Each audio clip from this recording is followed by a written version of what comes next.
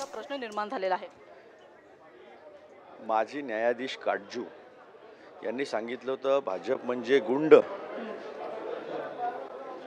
तडीपार अशा लोकांनी मिळून बनलेला एक जो संघ आहे ते म्हणजे भाजप, असं काटजूंनी म्हटलं होतं। ते सिद्ध करण्याचं वारंवार काम जे आहे ते भाजपचे लोक करत आहे। अशा पद्धतीने हिंसेनं जर तुम्ही उत्तर देता याचा अर्थ आम्ही लावलेले आरोप खरे आहे।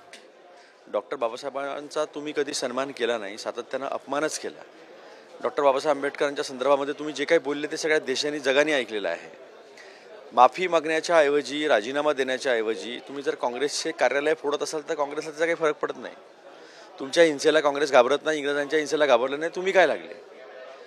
आणि तुम्ही जर अशा पद्धतीनं हिंसक पद्धतीनं कार्यालयामध्ये जाऊन कार्यालय फोडण्याचं जर संस्कृती स्थापित करण्याचा प्रयत्न महाराष्ट्रात करत असाल तर अशा या हिंसक प्रवृत्तीमुळे एक गोष्ट मात्र पुढे येत आहे की भाजप देशाला अराजकामध्ये टाकत आहे।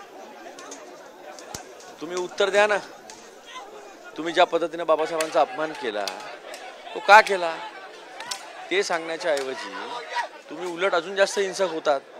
तर या हिंसेला काही आम्ही घाबरत नाही। आम्ही मुख्यमंत्री राज्याचे जे भाजपाचे नेते आहेत ते सभागृहामध्ये असं म्हणतात की महाराष्ट्र सुसंस्कृत आहे आणि आपण संवेदनशीलपणे राजकारण केलं पाहिजे।